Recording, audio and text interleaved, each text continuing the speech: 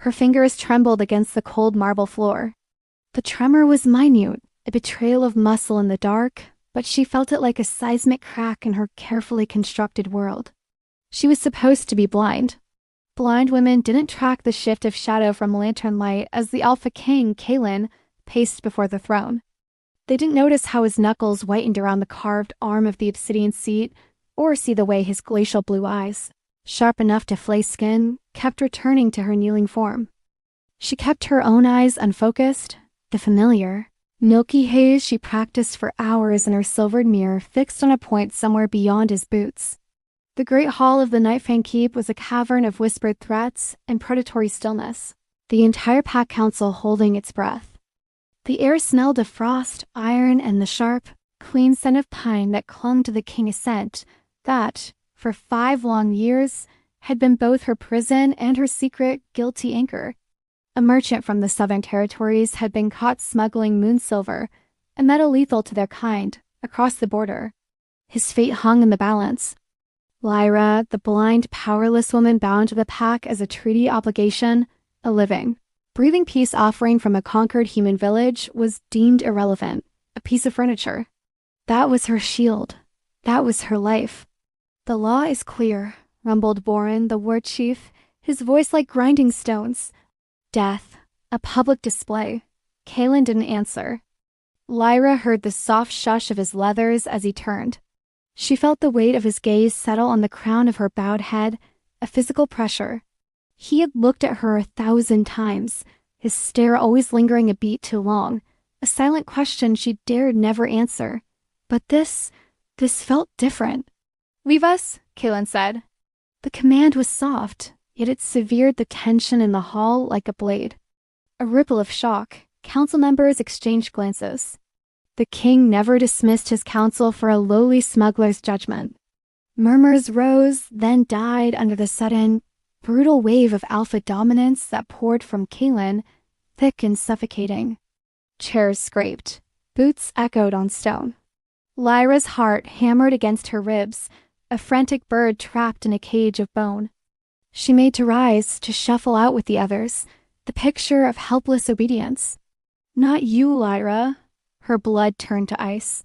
She froze, half-crouched, the pose awkward, vulnerable. She forced her breathing to stay even, forced her hands to lie still in her lap. The massive oak doors thudded shut, leaving them in a silence that was alive, pulsing. His footsteps approached, slow, deliberate, each one a drumbeat counting down to the end of her world. He stopped a mere pace away. She could feel the heat of him, could see the intricate silver threadwork on the hem of his cloak in her peripheral vision. She kept her gaze sightless, trained on the floor. "Stand," he said. It was not a request. She rose, her movements cautious, her head still bowed in submission. The charade was a second skin, but it was itching, burning under the intensity of his attention. "Look at me." The command stole the air from her lungs. A test. It had to be a test. She lifted her chin slowly, letting her eyes drift past his shoulder, letting them remain vacant, unseeing. She was good at this. She had to be. Her survival depended on it. Kaelen was silent for a long, agonizing moment. Then he moved, not away, but closer. He lifted a hand. Lyra braced for a blow, for the cruel grip that would shatter her jaw. Common enough punishment for those who displeased the king. His touch never came. Instead, his fingers went to the collar of his own tunic. With a sharp tug, he pulled a chain free. Dangling from it was a small, luminous stone, a heart-bond amethyst. It was a rare gem, sacred to their kind, said to glow only in the presence of one's true, fated bond. It was myth. A fairy tale for hopeful pups. In her periphery, she saw it was dark, inert. "They say it's a legend," Kaelen murmured, his voice a low vibration that skittered down her spine. "A pretty story for ballads." He took another step, so close now the heat of his body was a brand. He held the stone up between them. "For 5 years, since the day they brought you here, silent and broken, this stone has been as dead as winter." Lyra's throat closed. She dared not swallow. "But now," he whispered, and his breath fanned her cheek. He brought the stone directly into her line of sight. And she saw it. A faint, throbbing violet light began to pulse within the amethyst's core. A slow, rhythmic beat, like a second heart waking from a long sleep. It grew brighter with every passing second, casting tiny lavender shadows across the stark planes of his face. Her carefully constructed facade, the lie she had lived for years, shattered in the space between one heartbeat and the next. Her breath hitched, a tiny traitorous sound. Her eyes of their own volition flickered from the glowing stone to his face. It was a mistake, a fatal, irrevocable mistake. She met his gaze, and she knew he saw it all. The sharp focus, the dawning terror. The vivid, clear green of her irises, completely unclouded. He saw the intelligence, the fear, the years of hidden observation, all laid bare in that single, unguarded glance.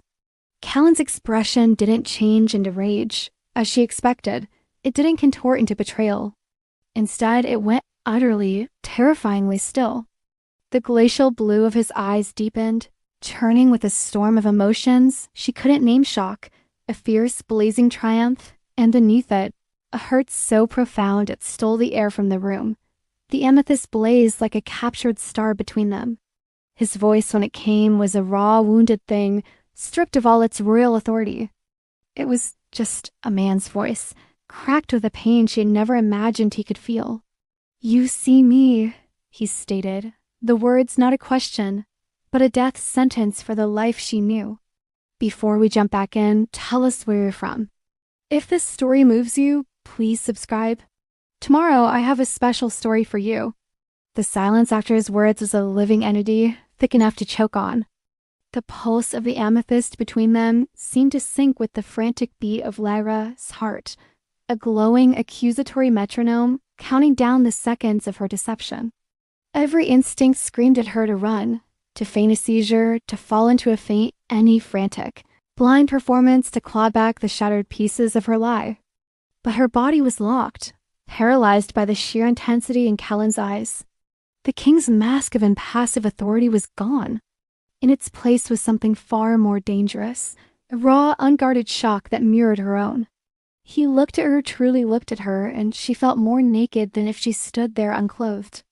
"You see me," he repeated, his voice a low rasp. The statement hung, vibrating in the charged air.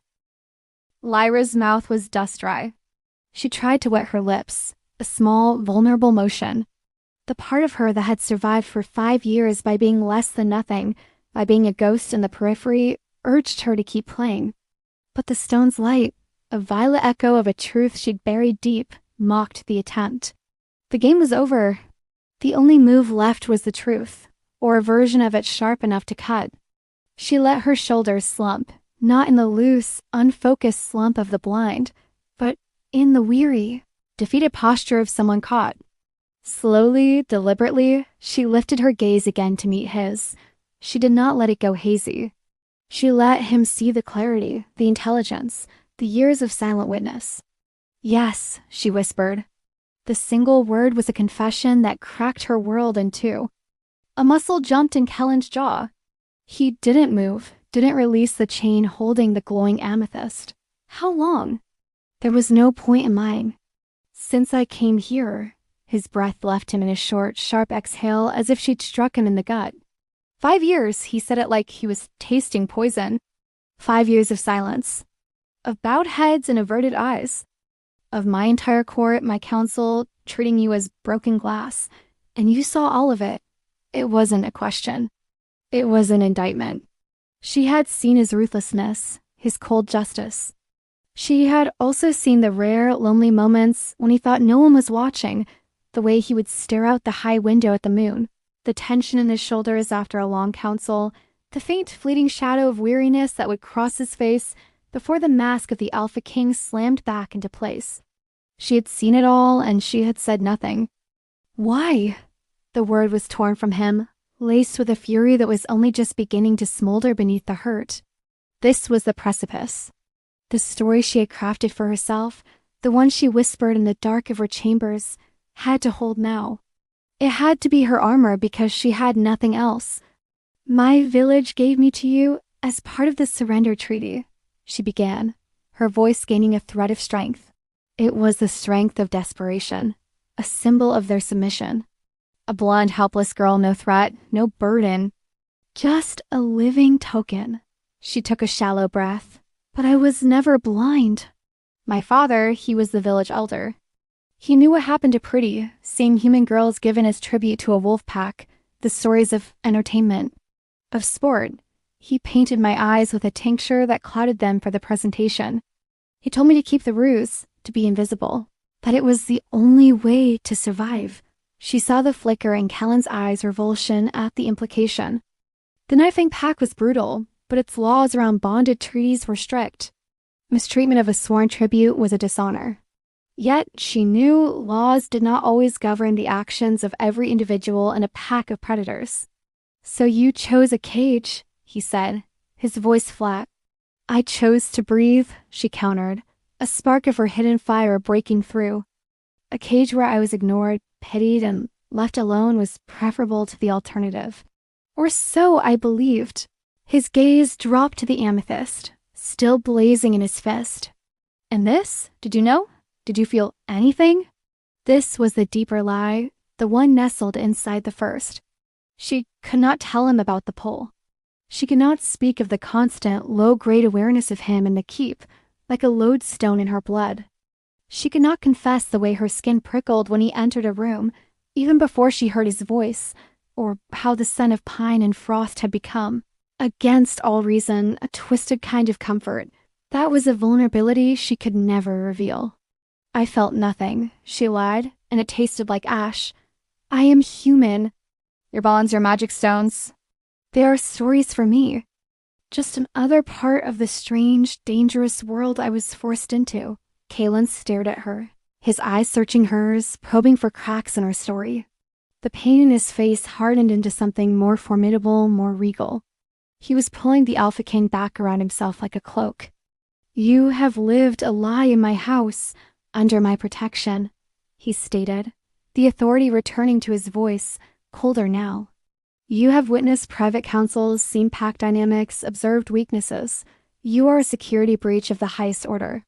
By our laws, the punishment for such prolonged deception is death or permanent imprisonment." The icy finality of his words should have terrified her. But a strange calm descended on Lyra. The fear had been in the not knowing, in the constant strain of performance. Now the axe had fallen. The truth was out. "Then do it," she said, her voice quiet but steady. She lifted her chin, meeting his gaze fully for the first time without the veil of false blindness. It was a shock, a dizzying plunge into the depths of his blue eyes. "Execute your law, King Kaelen. My life has been a prison of shadows for 5 years. A different kind of cage holds no more terror for me." For a long moment, he said nothing. He simply looked at her as if seeing a completely different person. The trembling, head-bowed creature was gone. In her place stood a woman with defiant green eyes and a spine of steel, who had played the ultimate long game for survival. The amethyst's light flared, as if in response to her show of courage. Finally, he moved. He didn't call the guards. He didn't strike her. Instead, he closed his fist around the glowing stone, extinguishing its light in his grasp. The sudden absence of the violet pulse felt like a loss. "Death would be a waste," he said, his tone pragmatic, icy. "And a mystery. The human tribute who was never blind, whose presence made a dead stone bleed light." He stepped back, putting physical space between them that felt more vast than the Great Hall. "Your cage, Lyra, has just been redesigned. You are no longer a ghost. You are a problem. And I will be the one to solve you." He turned and walked toward the throne, his movements fluid with predatory grace. "You will remain in the keep, but your quarters will be changed. You will have a guard for your protection and for mine. You will no longer attend court. Your world, effective now, is smaller, and I will be watching every move you make." He sat on the obsidian throne, the picture of absolute control, but his eyes never left her. "The blind girl is dead. Who are you now?" The question hung in the air, more terrifying than any threat. She had no answer. The persona of the blind tribute had been her entire identity for so long. She didn't know what was left underneath. Before she could even begin to form a thought, the main doors swung open. Boren, the war chief, strode back in, his expression wary. He glanced between the king, seated once more in imperious command, and Lyra, standing too straight, her face pale but her eyes unmistakably clear and focused. Boren's own eyes widened a fraction. He stiffened. Kaelen spoke, his voice carrying the full, unchallenged weight of the throne room. War chief, the human tribute Lyra has been the victim of a prolonged, natural ailment that has, by the moon's grace, finally cleared. Her sight has returned. The lie, so smoothly delivered, was its own kind of shock. He was protecting the truth. But why? Boren's gaze narrowed, suspicion rolling off him in waves. A convenient recovery, my king. Indeed, Kaelen agreed, his tone icy. One that changes her status. She's no longer a non-entity. She is now a political asset of the Nightfang crown, and a potential target for our enemies who might wish to exploit this change. You will assign 2 of your most trusted warriors to guard her. She is to be moved to the chambers in the Moon Tower. No one enters or leaves without my direct command. Moon Tower. It was not a dungeon, but it was a gilded cage, high and isolated, with only one narrow staircase. The former quarters of a disgraced royal consort. Boren's jaw tightened, but he gave a sharp nod. As you command. He turned his predatory gaze on Lyra. Come. Lyra took one last look at Kaelen. He was already looking at his scroll, dismissing her from his attention, but the line of his shoulders was rigid.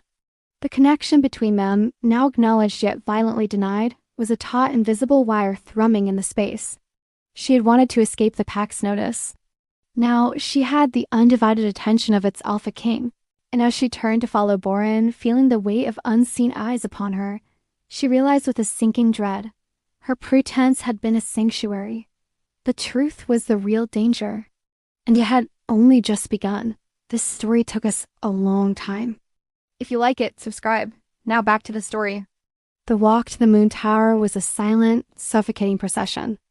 Boren stalked ahead, his broad back a wall of simmering hostility, while 2 stone-faced warriors, introduced tersely as Archin and Jox, fell into step behind Lyra. Their presence was a palpable pressure against her spine, a reminder that she was no longer invisible, but a marked thing. A problem, as Kaelen had called her. She saw the keep anew. For years, it had been a symphony of blurred shapes, muffled sounds, and cautious textures under her fingertips. Now it was a brutal, vivid assault. The towering arches seemed to claw at a sky bruised with twilight. The harsh beauty of the carved wolves snarling from the stone pillars was suddenly menacing. She saw the calculating glances of passing pack members, their eyes flashing amber in the dim torchlight as they noted her clear, direct gaze and the royal guard at her heels. Whispers slithered through the corridors like snakes. She sees the king's pet. Moon Tower, a rise or a fall? The Moon Tower was a slender spike of pale gray stone at the farthest edge of the inner stronghold. Its spiral staircase was narrow and dark, lit only by infrequent, high-slit windows. As she climbed, the sounds of the bustling keep faded, replaced by the echo of their footsteps and the howl of a rising wind. It felt like ascending into a cold, beautiful isolation. The chamber at the top was nothing like the small, plain room she'd occupied near the kitchens. It was circular, dominated by a vast window that looked out over the moon-washed territory of the Nightfang Pack endless forests and jagged mountains under a star-strewn sky. The furnishings were sparse but fine. A wide bed with fur covers, a carved wooden chest, a hearth cold and empty. It was the room of a prized possession, one kept on display but held at a distance.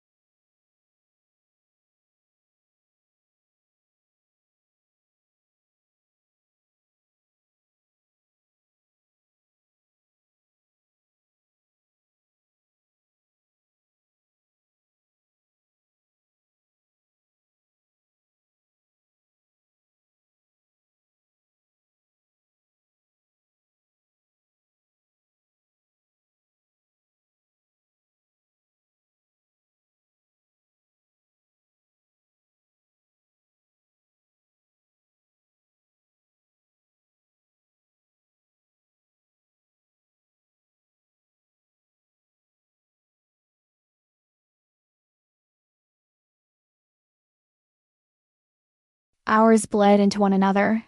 A servant brought a tray of food-hearty stew, dark bread, a goblet of wine under Wren's watchful glare. The food tasted of nothing. The wine she left untouched. As night deepened, Jocks came to relieve Orishan. The change was wordless, efficient. Sleep was impossible. Every rustle of the furs, every sigh of the wind against the tower was amplified. She was trapped in a gilded limbo, her mind racing over the precipice of the day, the glow of the amethyst, the shattered look in Kaelen's eyes, the cold finality in his voice when he redesigned her cage. A soft sound snapped her from her spiraling thoughts, not from the door, but from the hearth. A faint scraping of stone on stone. Lyra sat bolt upright, her blood running cold. The hearth was dark, empty. But as she watched, a single stone in its back wall slid inward with a faint grind, then sideways, revealing a sliver of deeper blackness. Her breath caught in her throat. A secret passage. In the moon tower, from the darkness, a figure emerged, moving with a silence that spoke of predatory instinct. Moonlight from the window fell across him as he straightened. Kaelen. He stood in the center of her room, dressed in black from head to toe, his hair tousled, his expression unreadable in the gloom. He had not used the door. He had come through a hidden route known, presumably, only to him. Orishan, outside the main door, had not stirred. Lyra scrambled from the bed, the furs pooling at her feet. She wore only the thin shift she'd slept in for years, and suddenly she was acutely, painfully aware of her own body, of the vulnerability of it. She backed up until the cold stone wall met her spine. "What do you want?" Her voice was a thread of sound. He didn't answer immediately. He just looked at her, his gaze traveling over her face, her disheveled hair, the thin linen that did little to hide her form. It wasn't the assessing look of a king nor the wounded look from the throne room. This was something darker, more intent, simmering with a chaotic energy. "You asked me to execute the law," he said finally, his voice a low thrum in the quiet room. "I find I cannot." "You said death would be a waste," she reminded him, her arms crossing protectively over her chest. "It is." He took a step closer. The room was large, but he seemed to fill it, his presence sucking the air from the space. The scent of pine and night air clung to him. But that is not the reason. Her heart hammered. Then what is? He was before her now, close enough that she could see the flecks of silver in his blue eyes, the faint shadow of starlight on his jaw. He lifted a hand, and for a dizzying second, she thought he would touch her. Instead, he placed his palm flat against the stone wall beside her head, caging her in. "The stone," he breathed, his words a warm caress against her chilled skin. "It has been dead ash for a century. Since my great-grandfather's time. The legend? We thought it was just that. A legend." His eyes searched hers, desperate for an answer she couldn't give. "It reacted to you, Lyra. Not to my touch, but to your presence. To your gaze. I told you, I don't feel anything," she insisted, the lie brittle on her tongue. "You're lying." The accusation was soft, certain. "I can see it in the pulse at your throat. I can smell the fear on you, yes, but underneath it, something else. A current. I feel it too. A pull. A constant, damned awareness I've spent 5 years trying to attribute to suspicion, to instinct, to anything but this." He leaned in closer, his voice dropping to a raw whisper. "What game are you really playing? Did your village send you here as a blind tribute or as something else? A witch? A curse?" The pain and confusion in his voice undid her. This powerful king who held her life in his hands was as lost and tormented by this mystery as she was. "No game," she whispered back, her own defiance crumbling. "No curse. Just a girl who was told to pretend to be broken so the wolves wouldn't devour her." A tear, hot and traitorous, escaped and traced a path down her cheek. "I didn't ask for your stone to glow. I don't want your bond. I just wanted to live." The tears seemed to startle him. His gaze followed its path with a kind of agonized fascination. The tension that held him like a drawn bowstring wavered. The anger bled away, leaving behind a staggering, vulnerable exhaustion. "I have spent my reign building walls," he said, almost to himself. "Walls of strength, of discipline, of isolation. I trusted no one, and the one person who saw every crack in those walls was the one I never thought to guard against, because she was supposed to be blind." He lifted his other hand, and this time he did touch her, not to grip, not to hurt. His fingertips, calloused and warm, brushed the tear from her cheek. The contact was electric. A jolt shot through Lyra, a dizzying cascade of heat and longing so acute it stole her breath. It was the touch she had starved for, dreamt of in hidden, shameful corners of the night, and it was 1,000 times more devastating than she'd imagined. A low, involuntary sound escaped her, a gasp that was half pain, half revelation. Kaelen's eyes darkened, the pupils swallowing the blue. His breath hitched. The amethyst, hidden beneath his tunic, began to glow again, a faint violet light seeping through the black fabric, painting his chest with an ethereal heartbeat. "You feel that," he stated, his voice thick. She couldn't deny it. Not when her whole body was humming with the resonance of that single fleeting touch. She gave the tiniest, most terrified nod. The confession hung between them, more intimate than any kiss. For a long, suspended moment, they stayed there, trapped in the silent, glowing truth. The king and the liar. The wolf and the girl who saw him. The air crackled with forbidden swanning, with 5 years of repressed everything. Then the sound of a boot-scuffing stone came from just outside the main door. Jocks, shifting his watch. The spell shattered. Kaelen's eyes shuddered, the vulnerability vanishing behind the familiar, impenetrable mask. He dropped his hand and stepped back as if burned. The light from the amethyst faded.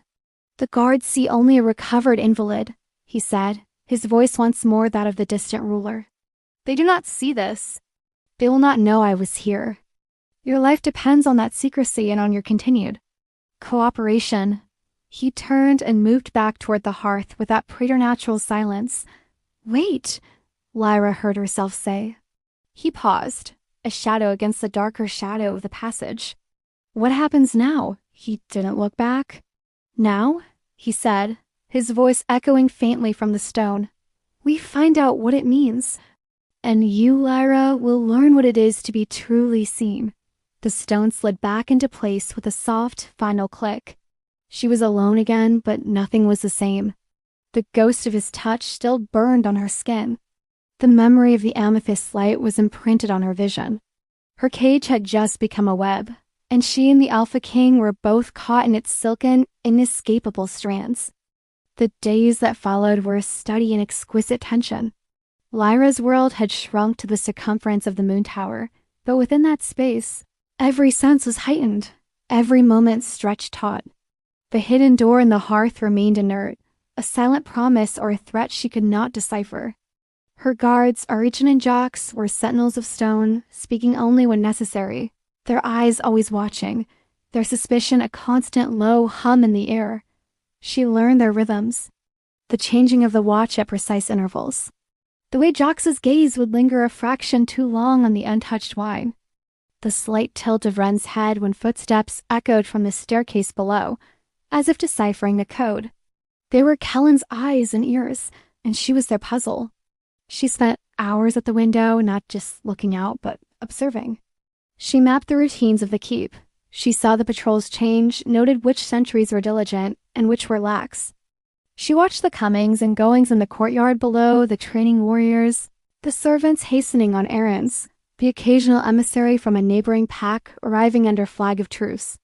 She saw Boren often, a bullish, impatient presence, his discontent a visible cloud around him. She never saw Kaelen. His absence was a presence in itself. It was a hollow ache in the center of her chest, a sense of waiting for the other shoe to drop. The memory of his touch on her cheek was a brand that refused to cool. She would catch herself lifting her own fingers to the spot, as if to confirm it had happened. The confession in the dark you feel that echoed in her mind, a loop of shared vulnerability that felt more dangerous than any outright hostility. On the 4th day, a visitor came. The door opened without the usual preceding challenge from the guards. A woman entered, followed by a wary-looking Arichin. She was elegant and severe. Her dark hair swept into a complex braid that resembled a crown. Her gown of deep emerald silk whisper quiet. Lyra recognized her from years of careful, blurred observation. Elara, the king's cousin, and a prominent voice on the Pack Council. Her eyes, the same glacial blue as Kaelen's, but without their stormy depth, swept over Lyra with clinical assessment. "Leave us," Elara said to Arichin, not a request but an expectation of obedience. Arichin hesitated, his orders conflicting with the authority of royal blood. "My lady, the king's command. The king is my cousin, and I am here at the keep's business, not to slit the human's throat." Elara cut in, her voice like polished ice. "Wait outside. I will not be long." After a tense moment, Arichin gave a stiff nod and retreated, closing the door. His reluctance was palpable even through the thick oak. Elara turned her full attention to Lyra. "So the blind girl sees." She took a slow, circling step, her gaze missing nothing, the simple dress Lyra had been provided, her hands clasped too tightly in her lap, the clear, direct way her eyes met Elara's, a miraculous recovery. "Convenient for some, I'm sure. It was not a matter of convenience, my lady," Lyra said, keeping her voice neutral. She had spent years perfecting a tone of harmless deference. It felt strange to use it now with seeing eyes. "No?" Elara stopped her circling. "It removes a layer of perceived weakness. It makes you interesting. And in a court like ours, interesting is often a precursor to dangerous." She stepped closer. "What do you want, Lyra of the conquered village?" "To live in peace," Lyra answered truthfully. Elara's lips thinned in a smile that held no warmth. "A modest desire, and utterly impossible. You are a token who has sprouted teeth. Tokens are meant to be passive. Teeth are meant to bite." She leaned in slightly, the scent of winter roses and something sharper, like ozone, wafting from her. "My cousin is a pragmatic ruler. He sees value or he sees a threat. He has placed you here in the Moon Tower under heavy guard. Which are you, I wonder?" "You would have to ask the king. I'm asking you." Elara's eyes narrowed. "The war chief believes you are a spy. That your blindness was a ploy to gather intelligence for a human revolt. He whispers it in the ears of any who will listen." A chill that had nothing to do with the tower's draft crept down Lyra's spine. Boren's suspicion-given voice was far more deadly than his silent glares. "I gathered no intelligence," Lyra said, forcing steadiness into her voice. "I spent 5 years learning the texture of floor stones and the sound of distant voices. I am no spy. Perhaps not, but perception is its own truth." Elara straightened. "My counsel to you, girl, is this. If you're a threat, you will be eliminated. Boren will see to it, laws be damned, if he feels the pack is at risk. If you are not a threat, then you are a novelty. And novelties in a wolf pack are either claimed or torn apart." Her gaze swept over Lyra again, lingering on her face. "Kaelen has claimed you for now. That is the only thread holding Boren's fangs from your throat. See that you do not give my cousin a reason to cut it." With that final, ominous warning, Elara turned and left, the door closing with a definitive thud behind her. Lyra sank onto the edge of the bed, her legs weak. The political web was closing around her. She was a piece in a game between the king and his war chief, her survival hinging on Kaelen's continued, inexplicable protection. Elara's visit was not kindness. It was a scouting mission, a sizing up of a potential rival or a future asset. That night, the dreams came, not of darkness or fear, but of touch. Of calloused fingers tracing the line of her jaw, of the heat of a body beside hers, of the low thrum of a voice she felt in her bones. She woke in the deep, pre-dawn blackness, breathless and aching, the phantom scent of pine filling her senses. The loneliness of the tower pressed in on her, a physical weight. Driven by a restlessness she couldn't name, she rose and went to the window. The world below was a study in indigo and silver, the moon a sharp sickle in the sky. The courtyard was empty. Then movement. Not in the courtyard, but on the narrow. treacherous ledge that ran along the outer wall of the keep, several stories below her tower. A figure, cloaked and shadowed, moved with impossible feline grace along the sheer stone face.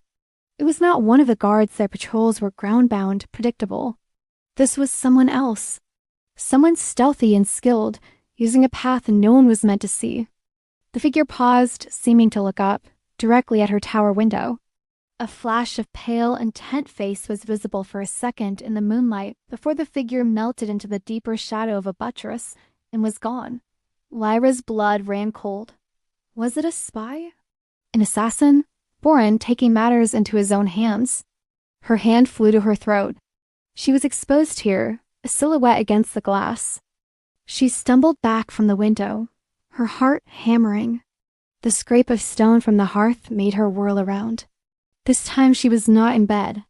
She was standing in the center of the room, caught in a shaft of moonlight, wearing only her shift, her fear palpable.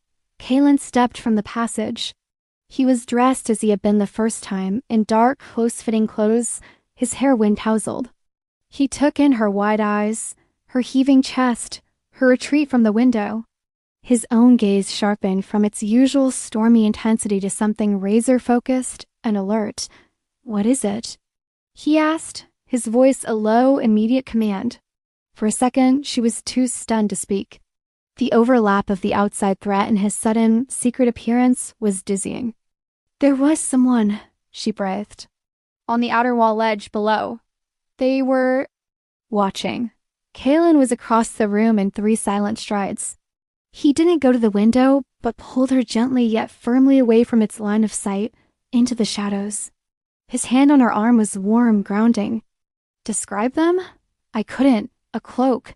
They moved like they knew the stones. They looked up, then vanished. His jaw tightened. Boren's sentinels report nothing. They wouldn't. It wasn't a ground path. He looked down at her, his eyes searching her face in the dim light. He believed her. He didn't question her sight, didn't dismiss her fear. "You are sure?" "I know what I saw." The old defiance, born of survival, laced her words. A grim satisfaction flickered in his eyes. "Good." He released her arm, but the impression of his grip lingered. He moved to the hearth, running his fingers along a specific stone. "This passage leads to the old watch corridors. They weave through the inner keep, forgotten by most." He looked back at her. "Can you be silent? Can you follow without question?" The question was a threshold. Going with him into the secret veins of the keep was a leap into a deeper, more intimate layer of his world and of their shared peril. It was also an escape from the stifling tower and a chance at answers. She nodded. He held out his hand. It was not a royal gesture. It was practical, an offer of guidance in the dark. Yet the sight of it, his broad palm, the scars across his knuckles, stole her breath. After a heartbeat of suspended silence, she placed her hand in his. The contact was a shock, a jolt of connection that made the amethyst beneath his tunic give a sudden, fierce pulse of violet light, illuminating the stark plains of his face for an instant. He sucked in a sharp breath, his fingers closing around hers. The warmth was profound, a current of something vital and terrifying passing between their joined skin. Without a word, he pulled her gently into the darkness of the passage. The stones slid shut behind them, sealing them in absolute black. There was only the sound of their breathing, the cool, dusty air, and the solid, guiding warmth of his hand. "Stay close." His voice was a whisper in the dark, a vibration she felt through her bones. "The way is narrow." They moved, Lyra trusting him blindly in the literal sense for the first time. He led her with unerring certainty, their path twisting and turning, sometimes descending shallow steps, sometimes level. She focused on the feel of his hand, on the scent of him so near on the utter, profound intimacy of the shared secret journey. After what felt like both an eternity and a heartbeat, he stopped. A faint gray light seeped through a lattice of stone to their left. He released her hand. The loss of contact was a sudden chill and gestured for her to look. She peered through the latticework. It was a vantage point, hidden high in the wall of the king's own private council chamber. Below, the room was empty, lit by a single guttering lantern. And there on the massive oak table lay a scattered pile of parchments, and a single, distinctive dagger with a hilt wrapped in black leather, the same dagger she had seen, strapped to Boren's thigh just yesterday. "This is one of many eyes," Kaelen murmured, his breath stirring her hair. His voice was so close. The old kings were paranoid. Or prudent. "You knew," Lyra whispered, understanding dawning. "You knew someone was using these passages." "The person on the wall is likely the same person who listens here," he confirmed, his tone grim. "I have felt a presence, a wrongness, but I can never catch it. My guards never see. My wolves never scent it." He turned his head to look at her. In the faint, filtered light, his eyes were pure, molten silver. "But you saw it." "You, who they all still think is just learning to use her eyes." He was not just protecting her. He was using her. Her unique position, her new sight, her isolation, they made her a tool. The realization should have hurt. Instead, it ignited a small, fierce flame in her chest. She was not just a problem to be solved. She could be useful. She could have a purpose beyond waiting in a tower. "What do you need me to do?" she asked, her voice firmer than she felt. He studied her, the intensity in his gaze shifting into something more complex respect, perhaps in a flicker of that same aching vulnerability she'd seen before. "I need you to watch, from your tower, from here when I bring you. I need you to see the things my loyal, predictable wolves are trained not to see. The shadows that move against the grain. And in return?" His expression darkened. "In return, I keep Boren from your throat. I keep you safe in your gilded cage. And perhaps..." He paused, his gaze dropping to her lips for a heartbeat before wrenching away. "Perhaps we learn what this is." He touched the center of his chest where the amethyst lay hidden. "What it means that a dead stone lives for a lying, seeing girl." The words were not a promise of affection. They were a confession of shared entanglement. A bond of necessity, spiked with a dangerous, undeniable attraction. From the chamber below, a door creaked open. Footsteps echoed heavy, familiar. Boren's voice, low and frustrated, muttered to himself as he strode to the table and snatched up his forgotten dagger. Kaelen's hand found hers again in the dark, a silent command. It was time to go. As he led her back through the whispering blackness, Lyra's mind raced. She was no longer just a prisoner or a pawn. She was a conspirator, bound to the Alpha King by a glowing stone, by political danger, and by a secret pact in the dark. The cage had a door now. It led into a labyrinth, and she was walking into it hand in hand with the most dangerous wolf of all. The secret journey back to the moon tower was a blur of sensory overload. The chill of the ancient passageways, the rough texture of stone. Beneath her fingertips, when she braced herself, the solid, unwavering heat of Kaelen's hand wrapped around hers. The amethyst's pulse was a faint, rhythmic glow against his chest. A lavender heartbeat in the absolute dark, both a guide and a testament to the incomprehensible thing that hummed between them. He didn't speak. His silence was a language of its own, one of intense focus and coiled vigilance. Lyra matched it, her own mind whirling. The sight of Boren's dagger on that table, the shadow on the wall, the latticework spy hole, it wove a new and terrifying pattern. The keep was not just a fortress. It was a body with secret veins, and something foreign moved in its blood. They emerged back into her chamber as silently as they had left. The stone slid shut, sealing away the hidden world. The room felt different now, not just a prison, but a command post. The window was not just a view, but a watchtower. Kaelen released her hand. The sudden absence of his touch was a cold shock.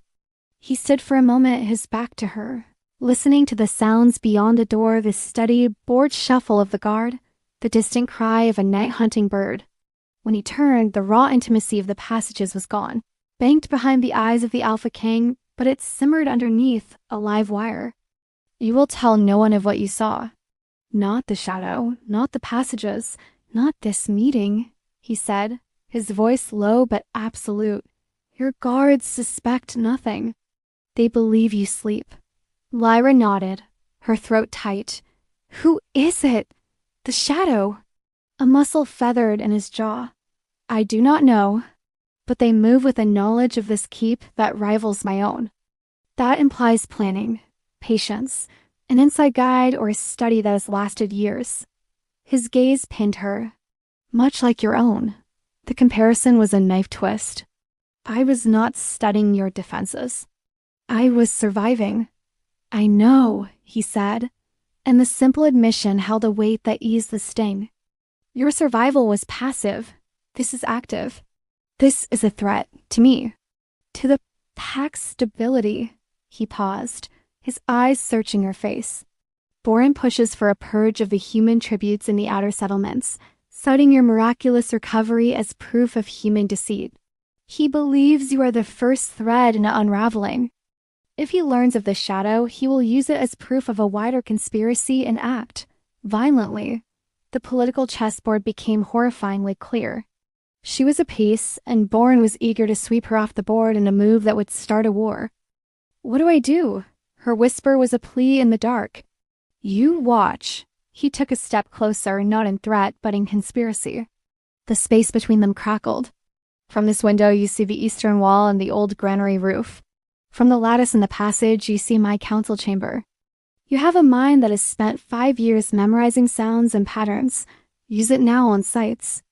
Note anything that breaks the pattern. A guard where none should be. A flicker of movement in the wrong hour. A door left ajar that is always shut. He was asking her to become his eyes. To weaponize the very observation skills she'd honed to stay invisible. And you, she asked, will you return? To take me to the lattice? His gaze dropped to her lips, then away as if the sight burned him. It is too great a risk, too often. The guard's rotations are predictable, but not foolproof. I will come when it is safe. When I have need, the words were pragmatic, but the tension in his shoulders betrayed a different struggle. For now, watch from here. And be ready. Be ready. For what? For another midnight summons? For an attack? For the shattering of this fragile, secret alliance? He moved to leave, then stopped, his hand on the hearthstone. He didn't look back. The food they bring you, eat it. The wine, drink it sparingly. You need your strength. You are no use to me fainting from hunger. It was an order, but it felt like something else, a brutal, awkward kind of care. Before she could respond, he was gone, the stone sealing him into the mountain's silent heart. Lyra stood in the moonlit room, her hands still tingling from his grip. The loneliness rushed back in, but it was different now. It was a soldier's loneliness before a battle. She had a purpose. A terrifying, dangerous purpose, but it was hers. The next days passed in a new kind of rhythm. She ate every bite on her tray. She sipped the wine, finding it fortified and rich. She slept in fitful bursts, waking before dawn to take her post at the window, her eyes scouring the graying landscape. She noted everything. The exact time the kitchen smoke began to rise, the path the groundskeeper took to the winter gardens, the lazy circling of a particular raven near the eastern wall. She saw nothing out of place, no cloaked figures on ledges. The normality was its own kind of torture. Her guards noticed the change in her. She was no longer a listless ghost staring at walls. She was alert, her gaze sharp and constantly scanning. Arjun mentioned it to Jax during a watch change, his voice low but carrying in the stone room. She's always at the window now, watching, like she's waiting for something, or looking for something. Jax grunted back. What? He demanded, his breath mingling with hers. What did you want? She looked up at him, all her defenses gone, lost in the storm of his eyes. I wanted you to see me. A violent tremor went through him. The control he wielded like a weapon shattered. His hand came up, not to brush a tear, but to cup her face, his thumb stroking her cheekbone with a reverence that shattered her. I see you, he whispered, the words of vow and a lament. God's help me, I see nothing else. And then his mouth was on hers. The kiss was not gentle. It was a collision of storm and stillness, of 5 years of lies and longing, of royal decree and raw human need. It was desperate in claiming, a release of a pressure that had built to breaking point. Lyra gasped into it, her hands flying to his sodden tunic, clutching at him as if he were the only solid thing in a world falling away. She kissed him back with all the pent-up hunger of a woman who had been starving in plain sight. The amethyst blazed between them, its light flooding the room in pulsing violet waves, illuminating the rain-streaked window, the falling firs, their tangled forms. Magic, deep and old and wild, sang in her veins, a harmony to the pounding of her heart. This was the bond, not a story, not a myth. It was fire and need and a rightness that terrified her with its intensity. He broke the kiss, breathing raggedly, his forehead resting against hers. His eyes were closed, his expression one of pained ecstasy. "What have we done?" He murmured the words a groan. Before she could answer, a sound pierced through the wail of the storm, not thunder, but the distinct, sharp clang of a distant alarm bell from the eastern wall. Kaelen's head snapped up, the lover vanishing, the Alpha King slamming back into place. His eyes, still dark with passion, now sharpened with instant, lethal focus. "The eastern wall," he breathed. The shadow, the granary roof, her watchpost. He released her so suddenly she swayed. The loss of his touch was a physical wound. "Stay here. Bolt the door behind me. Do not open it for anyone but me. The passage," she started, "is not safe if the alarm is raised. The main door only." He was at the hearth, but turned for one last, searing look. The amethyst's light still danced in his eyes. "What I feel for you is a complication I cannot unravel tonight. But know this, Lyra, you are mine to protect. Now more than ever." He vanished into the passage. The stone slid shut. The room was suddenly unbearably empty. The only evidence of his visit, the puddle of water on the floor, the taste of him on her lips, and the fading, phantom glow of the bond in her chest. The alarm bell continued to ring, a frantic, metallic heartbeat against the storm's roar. Lyra rushed to the window, wiping the condensation with her sleeve. Through the sheeting rain, she could see torches swarming like angry fireflies on the eastern wall. A breach, an attack. And she knew, with a certainty that chilled her to the bone, that the shadow on the ledge had not been watching her. It had been watching the king, and she had just given him a reason to fight with more than just a king's duty. She had given him a reason to fight with a wolf's heart, bound and blazing. The world narrowed to the cold glass against her palms and the frantic dance of torchlight in the storm. The alarm bell was a metronome of dread, each clang a hammer strike against Lyra's ribs. She saw figures, wolves in both forms, streaming toward the eastern wall. Chaos, contained but potent, rippled through the orderly patterns of the keep. He was down there. Somewhere in that roiling dark. "You are mine to protect." His words were a brand on her soul, a claim that should have felt like another cage, but instead felt like a shield, fragile and fierce. Minutes bled into an hour. The storm began to relent, its fury giving way to a sobbing drizzle. The alarm bell fell silent, leaving an eerie, ringing quiet in its wake. The torches coalesced into a still, grim cluster on the wall.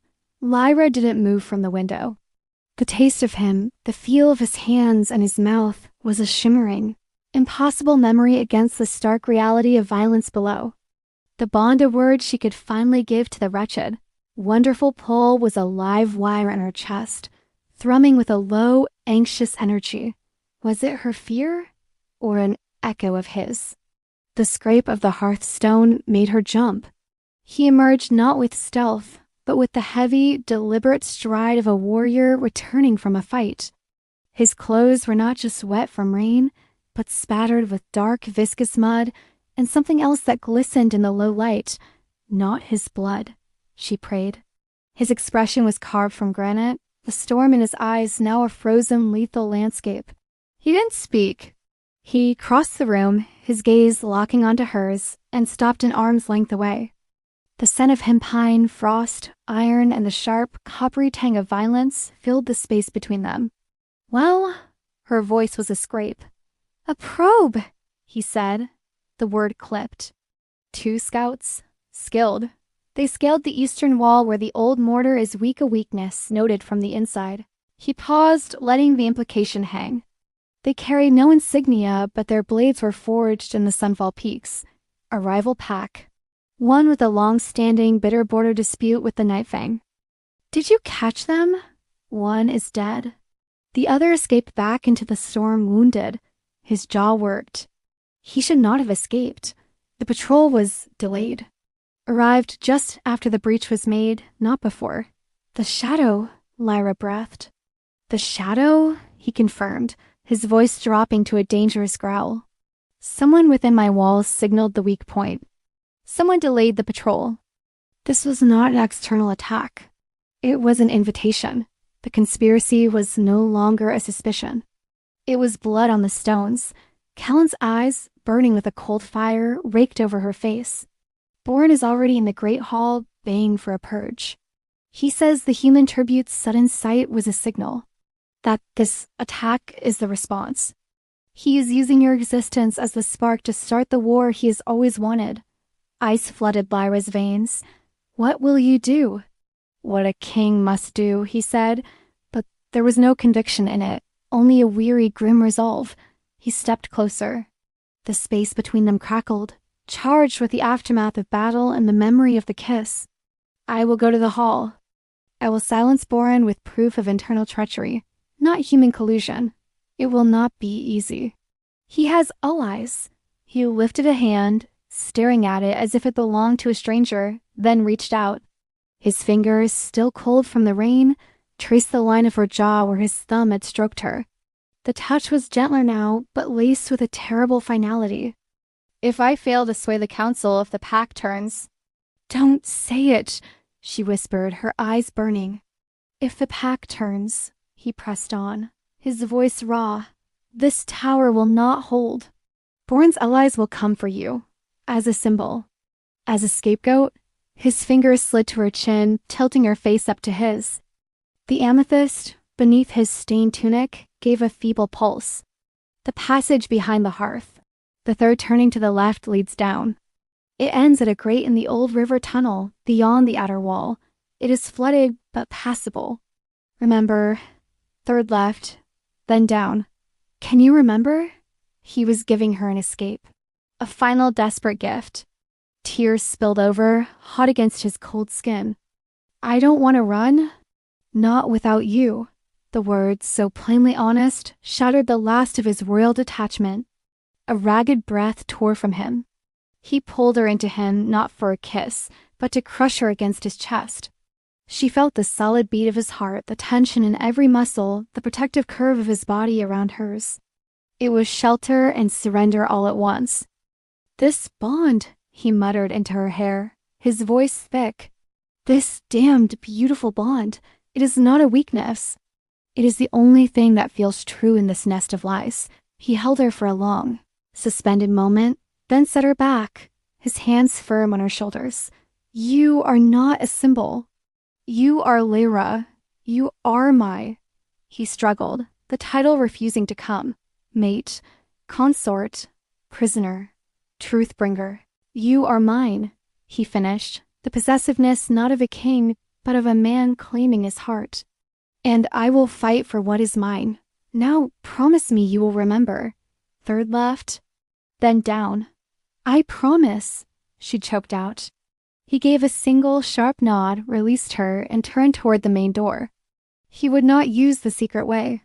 He would walk out the front, into the teeth of his court, a king facing a challenge. Kaelen. He paused, his hand on the iron door ring. See me, she said, echoing her confession from the storm. He looked back, and in his eyes, she saw not just the Alpha King, but the man from the passages, the warrior from the wall, the tormented soul who had kissed her as if drawing breath. Always, he vowed. Then he was gone. The door thudded shut. The heavy bar slid into place on the outside, not to lock her in, but to keep others out, his final command.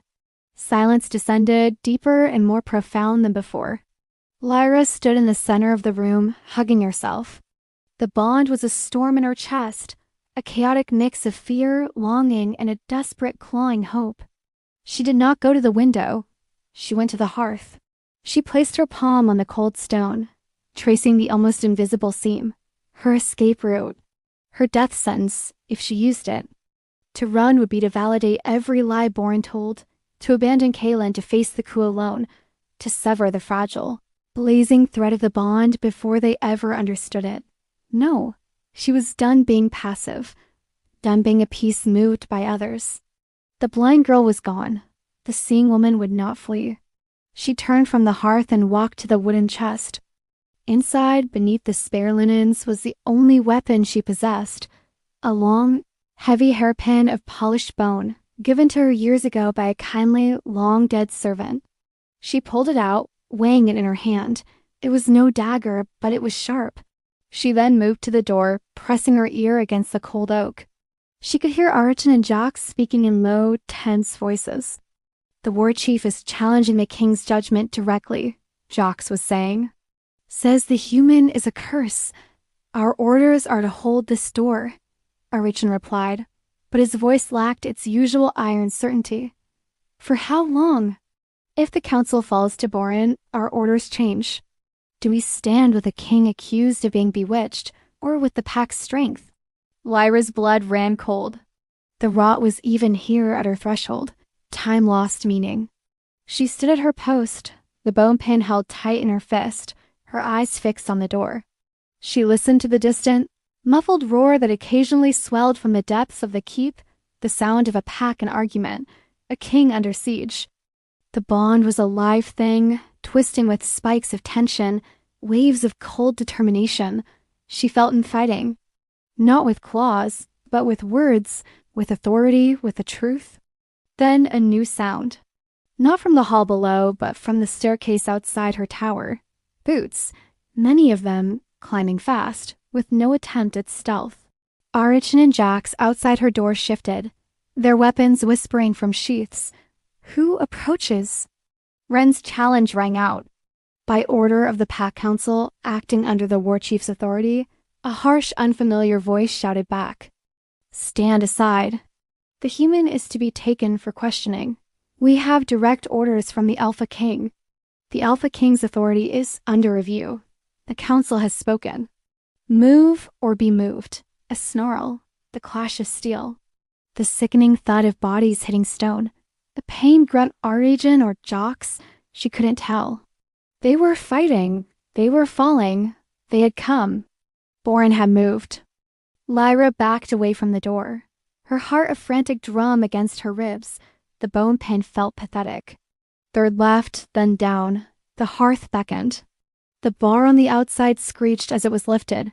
No, she would not run into the dark. She would face them. She would force them to look into the eyes of the woman they called a curse. The door burst open. It was not Boren. It was 3 of his warriors, their faces hard, their eyes glowing with the feral light of wolves on a hunt. The scent of blood and aggression rolled off them. Behind them, on the stair landing, Archon was slumped against the wall, clutching his side, and Jocks was not moving at all. The lead warrior, a hulking man with a broken nose, grinned. "There she is. The little seer. Come to witness the end of your protector's reign?" Lyra lifted her chin, gripping the pin behind her back. "The king's reign is not yours to end. Brave words for a treaty breaker." He took a step into the room. "You're coming with us. The war chief has questions, and after, well, a public execution does wonders to unite a divided pack. They fanned out. She was cornered. The hearth was too far. This was it, the cliff's edge. And then a sound stopped them all. A sound that was not a roar, but a silence, a sudden, absolute cessation of the distant chaos from the great hall. It was more terrifying than any noise.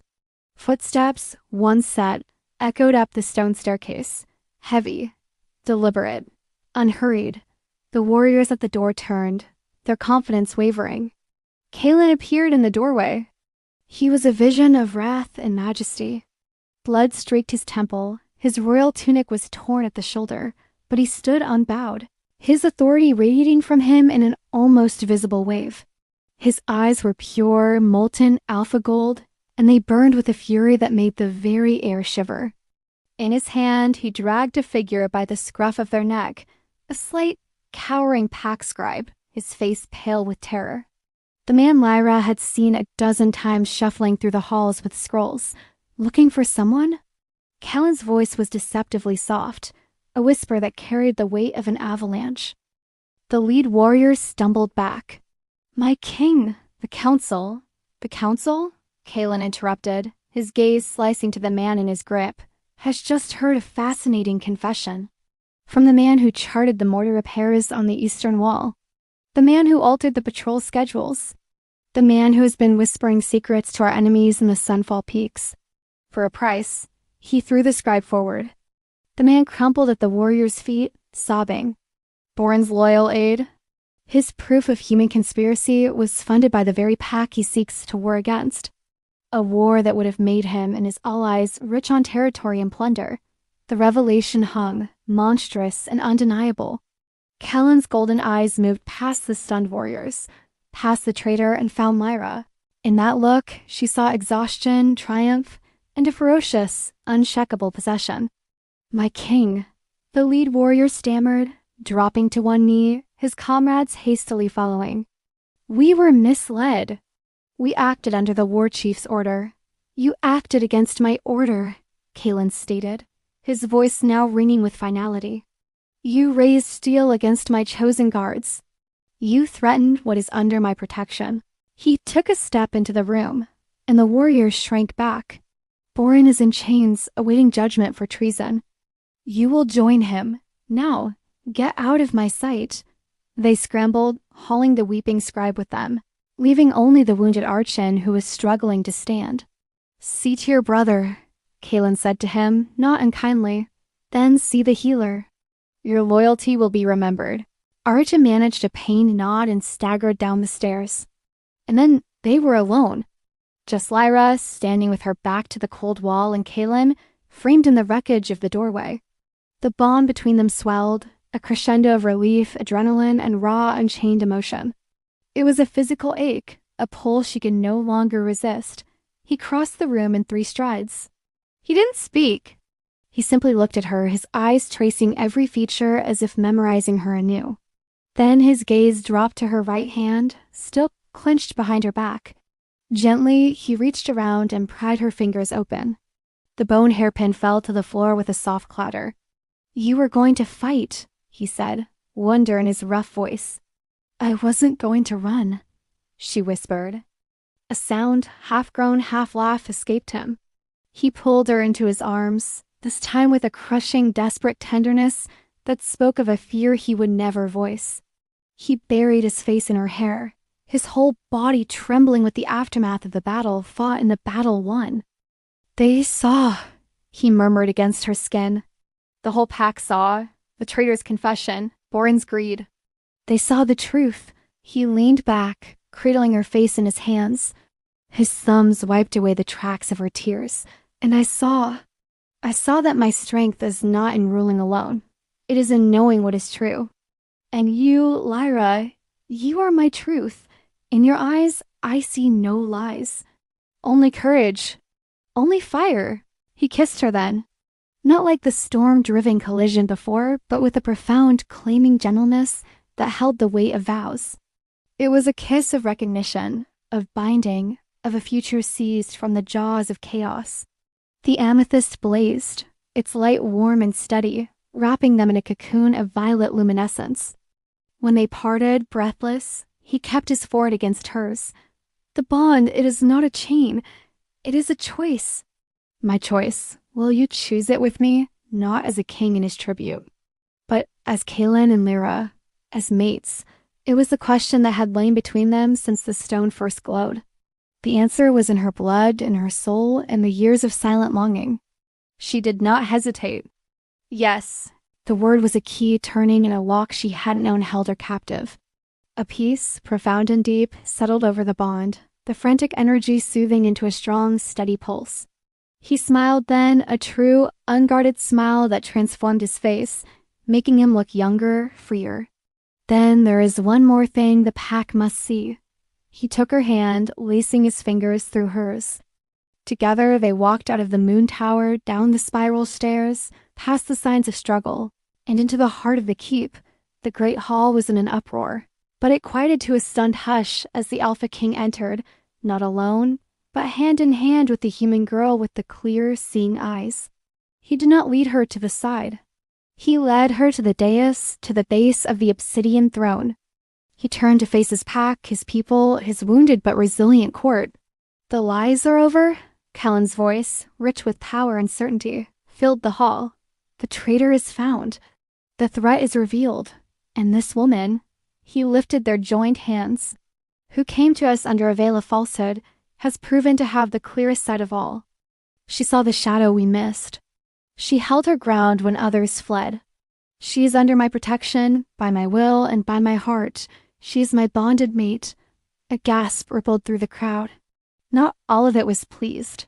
There were shocked faces, disapproving murmurs, especially from Boren's allies, now leaderless. But there were also nods of respect, curious looks, and from a few, especially those who had fought beside Arachin and Jax, looks of grim acceptance. Elara, watching from the council bench, met Lyra's gaze. Her expression was unreadable, but after a moment, she gave a slow, deliberate nod. Not of friendship, but of acknowledgement. Of a game changed. Kaelen's grip on her hand tightened. The challenge was not over. It would never truly be over. There would be politics, resentment, the slow work of building trust. But the cliff's edge was behind them. They stood now on new ground, together. Lyra looked out at the sea of wary wolf faces, feeling the weight of his hand in hers, the steady glow of the bond in her chest, and the terrifying, exhilarating freedom of being truly, completely seen. She was no longer pretending. She was home. 2 more great stories are next. Don't miss them. Subscribe and turn on notifications.